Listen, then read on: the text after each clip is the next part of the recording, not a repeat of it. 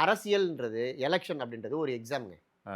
ஒரு எக்ஸாம்ல நீங்க எப்படி பாஸ் பண்ணுவீங்க? 35 மார்க் வாங்குனா பாஸ்ன்னு வச்சுக்கங்களேன். நீங்க பாஸ் ஆவீங்களா, ஃபெயில் ஆவீங்களான்னா, நான் வந்து 5 மார்க் கேள்விலாம் கரெக்ட்டா எழுதிட்டேன். மல்டிபிள் சாய்ஸ விட்டேன். இந்த படத்த ஒழுங்கா வரைஞ்சேன். இப்படி நம்ம சொல்லுவோம்ல. ஆமா. அப்படித்தான் நம்ம வந்து இத டீகோட் பண்ணி பேசுறோம்.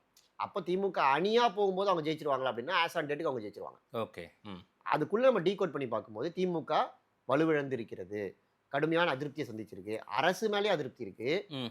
அவங்க உள்ளூர் எம்.எல்.ஏ இருப்பாங்கல்ல. ஆமா. எம்.எல்.ஏ மேலயும் அதிருப்தி இருக்கு. ஓகே. ம். ம். அப்ப இப்ப நீங்க எம்.எல்.ஏ மட்டும் அதிருப்தி இருக்கு. அரசு மேல அதிருப்தி இல்லன்னா, ம். அது கொஞ்சம் ஈஸி. எம்.எல்.ஏவ மாத்திடலாம். ம். இவருக்கு மறுபடியும் சீட்டு குடுக்காம, வேற ஒருத்தர் புதுசா ஒருத்தர் மேல சீட்டு குடுத்தோம்னா, ஆமாங்க அவர் சரியா பண்ணல. தலைமை வந்து கரெக்ட்டா நோட் பண்ணி அவர தூக்கிட்டாங்க. தூக்கிட்டு வேற ஒருத்தர் குடுத்துட்டாங்க அப்படின்னு சொல்லலாம். ம். ஆனா இங்க வந்து கேண்டிடேட் மேலயும் அதிருப்தி இருக்கு. கட்சி மேலயும் அதிருப்தி இருக்கு. அந்த மாரி எத்தன எம்.எல்.ஏக்கள் மேல அதிருப்தி இது அதிகமா இருக்குது? அந்த பின்னடைவை சந்தித்திருக்காங்க. திமுகவினுடைய எம்.எல்.ஏக்கள். பெரும்பாலான எம்.எல்.ஏக்கள். யாராவது ஒருத்தர் 2 பேர மட்டும் தான் நம்ம வந்து நீங்க இப்படி கேட்க முடியாது. யார் மேல அதிருப்தி இல்லன்னு கேட்டீங்கன்னா, ஏதாவது ஒரு 2, 3 பேர இவங்கலாம் பரவால்ல ஆ. அப்படின்னு நம்ம சொல்லலாம். ஆ. ஸோ அதிருப்தி அப்படின்றது தான் வந்து பெரும்பாலுமா இருக்கு. ஆனா, அங்க எல்லாம் முகம் தெரிந்த காலங்காலமா இருக்கிற அமைச்சர் பெருமக்கள் ஒரு பெரிய லாபி இருக்குல்ல. அத வந்து குறுநல் மன்னர்கள் அப்படின்ற வார்த்தையெல்லாம் கூட சிலர் பயன்படுத்துவாங்க. அவங்கலாம் அந்த அறுவடை பண்ணிருவாங்கல்ல, கன்சாலிடேட் பண்ணிருவாங்க. அந்த எம்.எல்.ஏவ சரி கட்டி கொண்டு வந்துருவாங்கல்ல எல்லாத்தையும். இது வந்து விஜய் அப்படின்னு ஒரு ஃபேக்டர் உள்ள வராதபோது என்ன நடக்கும்ன்றத நம்ம காலங்காலமா பார்த்துருக்கோம். ம். இப்ப விஜய்ன்னு ஒரு ஃபேக்டர் உள்ள வரும்போது என்ன நடக்கும்ன்றத நம்ம இதுவரைக்கும் பார்த்ததில்ல. ம். இப்ப தான் முதல் முறையா பார்க்க போறோம். ம். அதனால தான் இது குழப்பமா இருக்கும்னு நான் சொல்றேன்.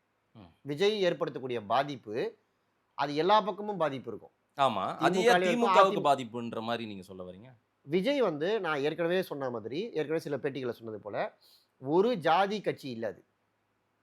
விஜயுடைய கட்சி ஒரு பகுதியில மட்டுமே செல்வாக்கு வாய்ந்த கட்சி இல்ல. இப்ப பாமக எடுத்தா வட மாவட்டங்கள்ல மட்டும் தான் செல்வாக்கு.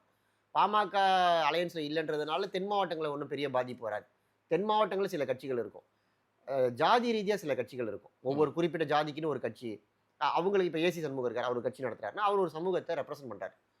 திரும்ப ஒரு கட்சி நடத்துறாரு அப்படின்னா, விசிக அவங்க தலித்துகளை ரெப்ரசென்ட் பண்றாங்க. ம். இப்படி இது வந்து ஒரு கம்யூனிட்டிய ரெப்ரசென்ட் பண்ற பார்ட்டி இல்ல. ம். நம்ம கும்மிடிப்பூண்டியில ஆரம்பிச்சு கடைசியில கன்னியாகுமரி வரைக்கும் 234 தொகுதியிலும் விஜய்க்கு ஆதரவு இருக்கு. எல்லா தொகுதியிலயும் ஓட்டு இருக்கு.